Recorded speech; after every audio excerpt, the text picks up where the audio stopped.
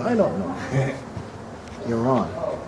So George Bush, when he's the president, he wants to know why the Jews know everything. How do they know everything?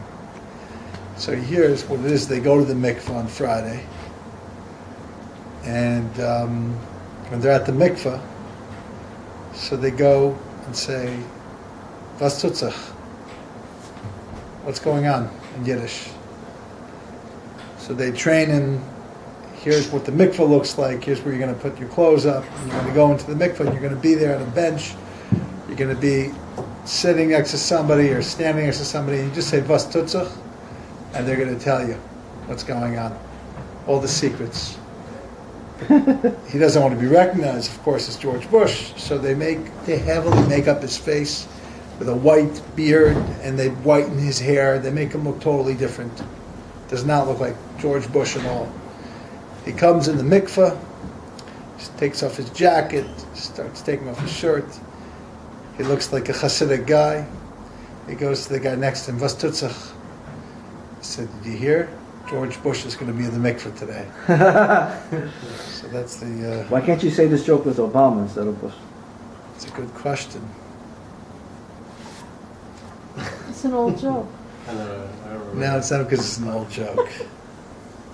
They used to say it with Clinton. There you go. Yeah. Is that recording? Yes. Why can't they say it with Obama? Depends where. In Israel, they could say that with Obama. He goes to the Israeli mikveh.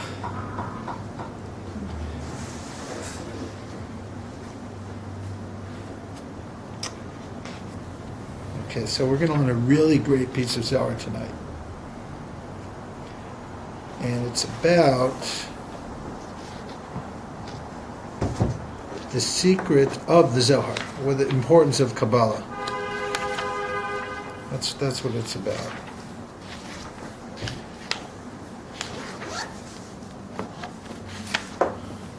This is good stuff. We're going to skip the complicated stuff.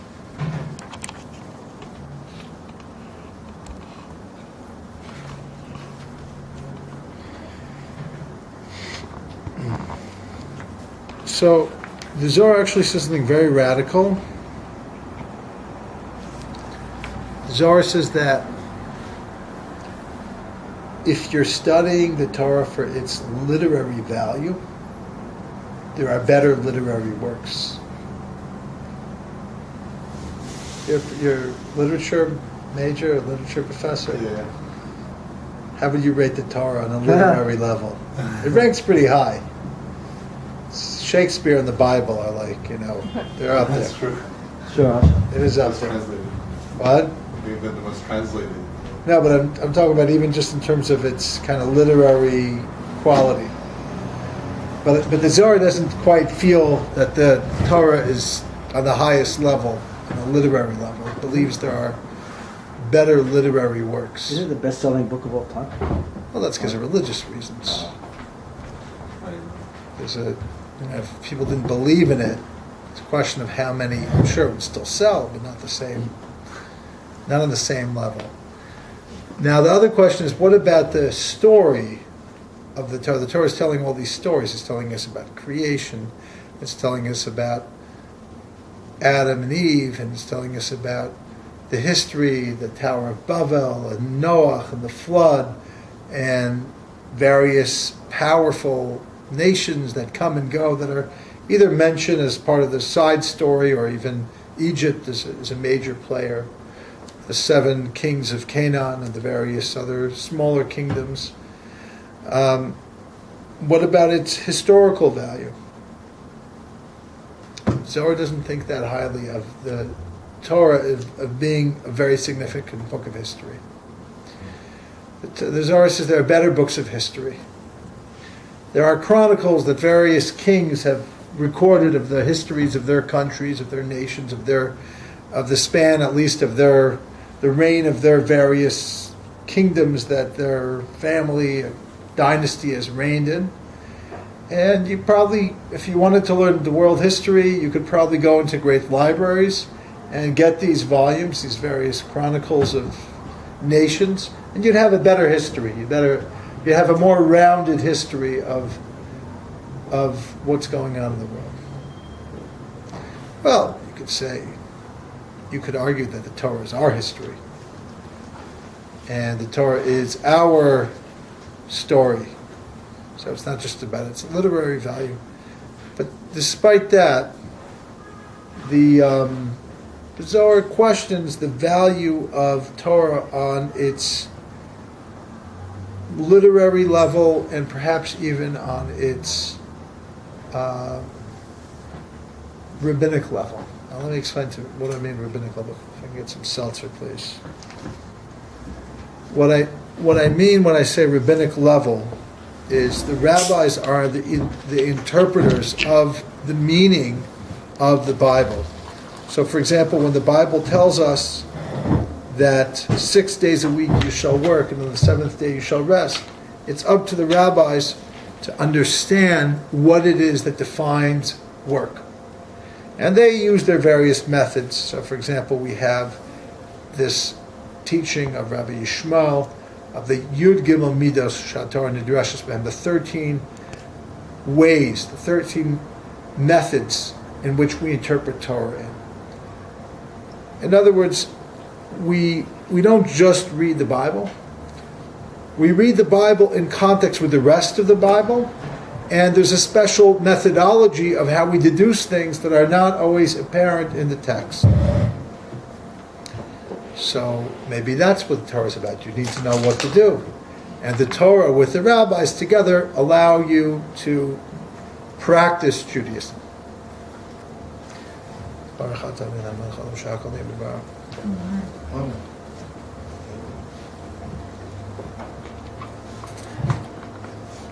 Zohar seems to think that is important, but not the inner meaning of the Torah. So, for example, if you met somebody and you looked at them and you had a dress on or a suit on or a jacket on, and you started saying, "Oh, that's a designer dress. Yeah. That's an Armani jacket." Huh? And you start obsessing about, all you talk to them about is what the clothing they're wearing. You have a relationship with their clothing. For the next 10 years, every time you see them, you love their clothing. And It's a nice shirt. thank you. See? Case in point.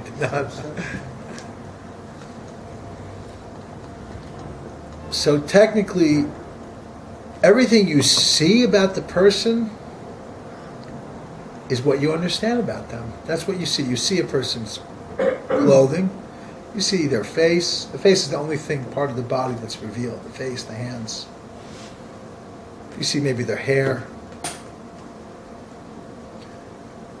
But with that, and that's, by the way, the majority of people that you see, you don't really get past the level of the superficiality of your relationship with what you see. But obviously that's not a real relationship.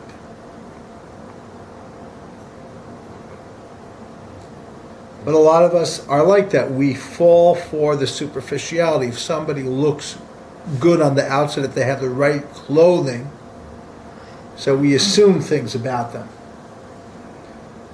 Right? Well, this is something. It is something. There's something of value there. But the truth is, we know the clothing is just that which clothes the body of the person. And if I had to give up all my clothing for one finger, I'd give up all my clothing for one finger. I'd give it up for just a little bit of my finger.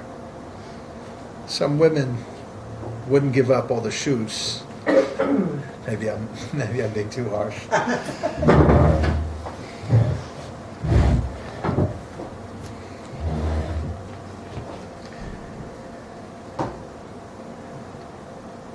They'd say, take his finger. Leave me the shoes.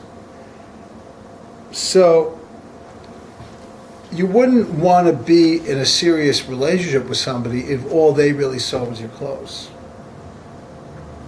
If it didn't go beyond the clothes. So the more literal reading of the Torah, the Zohar suggests, is like a person's clothing.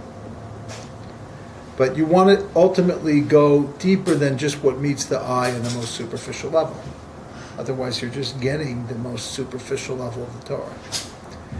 And therefore, the next level, the Torah itself, meaning what is the Torah, when you reveal the Torah, when you take off the clothing from the Torah, which means that you don't just read on this superficial level, that's the way the rabbis interpret the Torah. That's the body of the Torah.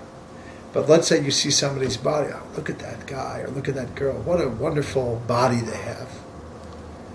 You're not even looking at their clothes anymore. You see their figure, you see their body. That's what you're picturing, their body. Well, the body could be a nice body, but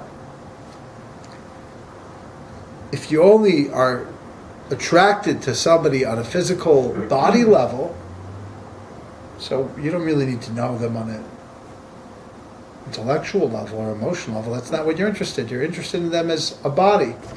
Now, the body is important. We need our bodies. Our bodies are much more important than our clothing. But if you don't want to know the person to have a conversation with them that explores ideas, if you don't want to have emotional connection to them, that means you're just superficially knowing them. Maybe not as superficial as somebody who only sees their clothing, but it's still relatively it's still the body. It's not a deep relationship. So what do you want to know somebody on? You want to know them on a soul level. You want to understand them. You want to understand what motivates them from the inside, not just from the outside. And you want to know what connects them to above. And the Zohar suggests that is what the Kabbalah is. The Kabbalah is the inner understanding of the Torah that is the soul of the Torah. That's getting beyond the pshat. The pshat is the literal meaning of it, which is like the garment, which is getting beyond the interpretation of the Torah, which is like the body of the Torah, but getting to the root of the soul of the Torah. And that's what the Zohar says. That's the most important thing.